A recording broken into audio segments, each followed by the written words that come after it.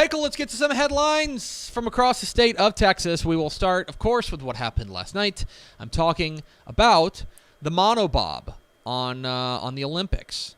Yes. That was, by the way, so they were so that's apparently a new event in the Olympics, and they were talking it up big time. There were a bunch of commercials about coming up next.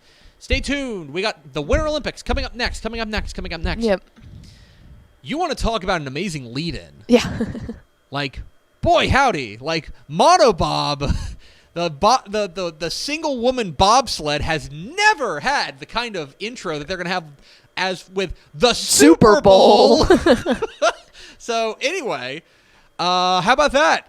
The Super Bowl came and went, and if we are breaking news to you, then you're maybe the one. The Los Angeles Rams have won the Super Bowl. They defeat the Cincinnati Bengals 23-20. Matthew Stafford leads the Rams to the victory. He is, as I tweeted last night, for the third time in 5 years, a Texas high school football quarterback leads his team to a Super Bowl championship. Third time in 5 years. That's pretty remarkable. Because the other two were Tom Brady. Yeah. That's pretty remarkable. Of course, it was Nick Foles in 2017, Patrick Mahomes in Mahomes. 2019.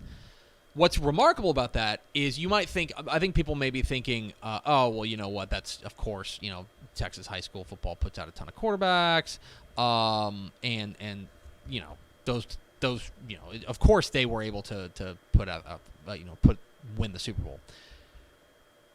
Drew Brees in 2009 was the first.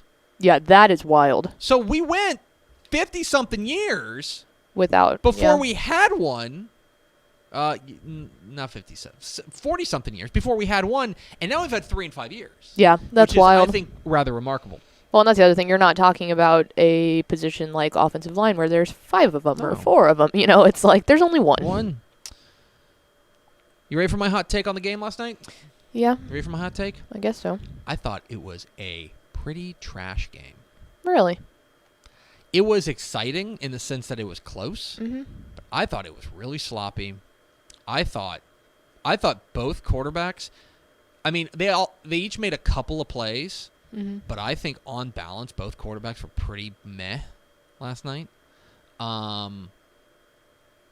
thought both offensive lines were horrible, and they really mucked up the game. Now I think there's going to be people who are like, "Oh, well, that's great defensive line play," and I'm certainly here to give credit to Von Miller, DeSoto's on, and Aaron Donald and all of them. But I thought the game was really sloppy. Yeah, but not a lot of penalties. I agree, but just really sloppy. Yeah, no, the connections weren't there as much as you figured that they would have been in the Super Bowl. But I'll say this: I will rather take a sloppy, close game than a game where someone because. Realistically speaking, than last year, where Tampa Bay just sat on Kansas City. Like that's never fun. And so yes, it was sloppy, but to me, other than like we always all get so hyped up for this one singular event that when it's a wet fart, it stinks. And so the fact that we could go out there and literally were invested like the entire time in the game, that to me is like, okay, play as sloppy as you want. It was a 3-point game. Yeah, it was a close game. It was a competitive game. It was an exciting game. Yeah. I don't think it was particularly well played. No. I thought it was pretty gross. A lot of talk's going to be about the penalties there down the stretch. Maybe this is a tough opinion. I thought every one of those penalties were pretty good calls. The only one that you can maybe is like the linebacker who was tugging on Cooper Kupp on 3rd down on the holding. That was, that's a 50-50 call. Cooper, Kupp sold it well, but I mean, they were probably making up for the pass interference that they didn't call on that first Cincinnati touchdown. That was bad. That was a missed call. Yeah. What I'm saying is that like most of those calls in the final 2 minutes, I thought were pretty clear and pretty obvious. Maybe that makes me no fun, but that's the truth of the matter. I say we take a good game when we can get it. Exactly right. Anyway, congratulations to the city of Los Angeles. Finally, something good happens to them. All right. This came down over the weekend, and I think it's pretty big. Marshall, Old Dominion, and Southern Miss have announced that they're leaving Conference USA in June. They were going to play out the rest of their contract, which is through the 2022 season football season and through the 2022-2023 academic year. Yes. They have now announced that they are going to terminate their membership on June 30th. That is going to leave some things scrambling, okay? Because remember, there are still 4 teams in CUSA who are in Texas, right? In UTSA, North Texas, Rice, and who am I forgetting? UTSA, UTEP. UTEP. Yeah, and that's huge. Like, Southern Miss is the big one because they're in the Western Conference all of them. Right. And so what was going to happen is CUSA, they knew they were losing a lot of teams. UTSA is leaving. North Texas is leaving. Rice is leaving, right? They're all going to the American Athletic Conference, right? They were going to they're bringing in Liberty, New Mexico. They bring in Sam and Jacksonville State, bringing those teams in starting in 2023. And the plan was, all right, everybody's leaving in 2023. We're bringing in these teams in 2023. Yes, there will be that transition, but that's happening in 2023. Marshall, Old Dominion, and Southern Miss leaving early now throws 2022 and what the schedule looks like into flux. Because, now remember, and one of the things I think is interesting, this article from Adam Rittenberg on ESPN, he mentions that sources were telling him that Conference USA was going to release their 2022 schedule as a way of saying, no takebacks. We already released the schedule. You got to play this schedule, right? Of like locking them in. And so these 3 teams jumped out in front of it and said, no, we're leaving in June. We're going to make this public. We're leaving in June. Now, I won't get into the ramifications of the money on their side because I don't care about it. But keep an eye on this because now UTSA, Rice, and North Texas are in a weird spot, especially because there are going to be 3 fewer teams in their conference, including 1 fewer team in their division. And those other teams are not joining until 2023. Right. Furthermore, it's not like UTSA, Rice, and North Texas. They are, it's those 3 teams are they're leaving. It is not. They're going to the Sun Belt. UTSA, Rice, and North Texas are moving to the American Athletic Conference. Right now, the AAC might say, guys, no vacancy. Yeah. Like, we don't have a spot for you. So 2022 is going to be weird. And it was something, as I was putting together, we're working on the summer magazine, kind of getting things together. I need to have like a firm grasp on who's playing where. And so this caught my eye of like, okay, we're going to have some weird things happening. And maybe there's a domino effect here of these 3 teams saying that they're leaving. But Conference USA is certainly going to look different in 2022 rather, which we did not necessarily anticipate. Something to keep an eye on. Other headlines. Let's move to the high school ranks. Port Neches Groves was one of the highest profile openings in the state of Texas in Texas high school football. They have made their hire. They have hired a gentleman by the name of Jeff Joseph. Jeff Joseph is coming from the staff of South Lake Carroll. He was a special teams coordinator for South Lake Carroll this past couple of years. He's replacing Brandon Faircloth, who is the coach there for P&G. He's going to Sulphur Springs.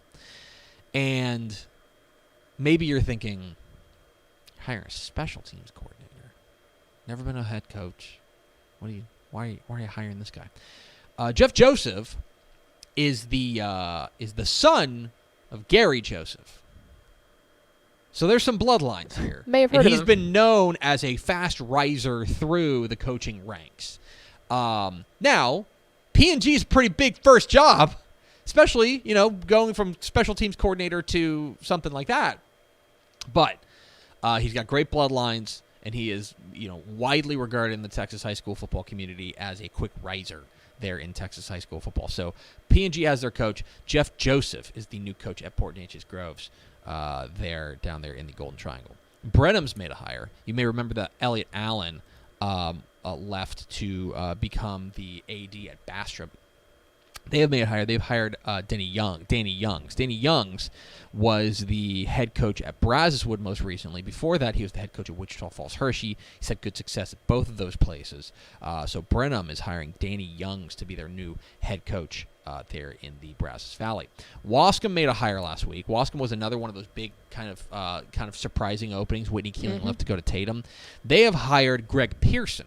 Greg Pearson was most recently the head coach at Brownsboro. He's a former defensive coordinator for Waskom. He's got some ties to the community there, but he is going to take over there in Waskom, take over a program that's ready for prime time, ready to win right now in Waskom. But Greg Pearson, the new head coach there at Waskom. Pilot Point. There's some turnover in Pilot Point. I don't think necessarily all that surprising, but Danny David has retired there. He was 39-22. They went to back-to-back regional finals in 2019 and 2020. This was all pretty planned.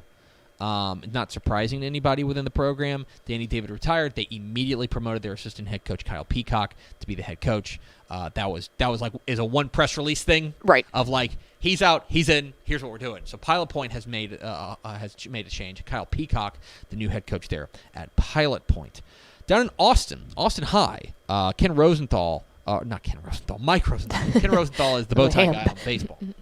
Mike Rosenthal resigned after 10 years there, and it was kind of a high-profile opening down there for the Maroons. They have promoted their defense coordinator, Bernard Riley, to be the new head coach of the Maroons. Bernard Riley, the next head coach at Austin High, there in the capital city. And finally, here's one you don't see every day. This one threw me for a loop. Yes. So Fort Bend Willowridge is looking for a head coach now because Ramen Chinyoung is leaving. He is going to take another position. We certainly wish him the best of in his future endeavors. His future endeavors are going to the Denver Broncos. Yeah, where's the connection there? So there has to be one. Ramen Chinyoung, I believe, has a history with somebody in the program there. Someone within the organization there with the Broncos. You don't just go and grab those guys there. But basically, let me see if I can find this on the fly. No, please don't. But anyway, he is going to join. He's going to join the staff there at Denver Broncos. Sorry, I'm distracted. Spit it out, bud. Sorry, my bad. He of course is a former big time player. He was a big offensive lineman. There, he's former coach at Westfield. Again, really well respected, but you don't see that leap very often from high school head coach to a quality. He's going to be a quality assistant, quality control coach, what they call, on there at the staff of the Denver Broncos. So. Very interesting to see that move. That certainly, I think, moved the needle, and people were a little bit surprised as to what was going on there. I think it has something to do. Do I have this right? Yeah, I obviously didn't do my research here. But he was. This is certainly a tight end coach, Justin Outen, who has ties to the head coach to the. Houston area, Spring Westfield. You're on the struggle. I really am. I'm trying to do this. Just throw it to the interview. Nathaniel Hackett got hired for the Broncos, right? He goes and he hires Jason Outen, who was a tight ends coach, to go in there and come in, and I believe he's going to be their new passing game coordinator. He has gone and obviously gone to the mat for a guy like Ramen Chinyoung to go and take over there from Willowridge. So there you go. There's the connection. I figured it out on the fly. I had a tab open. That hurt my brain. I know. I had a tab open. Your hamster needs water. I closed the wrong tab and I couldn't find it. I did. That's the problem. Anyway, so Fort Bend Willowridge is looking for a new head coach as Ramen Chinyoung is heading to the NFL. And that, thankfully, is the end of headlines. God. Oh. That was a lot. That was legendary. Pretty brutal. That was bad. It was tough. Oh, man. Happy Monday. Hey, thanks for watching this clip here on YouTube. If you like this kind of stuff and you want more of it, make sure you subscribe to our YouTube channel. And remember, you can watch us live every weekday at noon at TexasFootball.com, Facebook, Twitch, or here on YouTube. And if you want more of the best coverage of football in the state of Texas, check out TexasFootball.com and become a Dave Campbell's Texas Football Insider at TexasFootball.com/subscribe.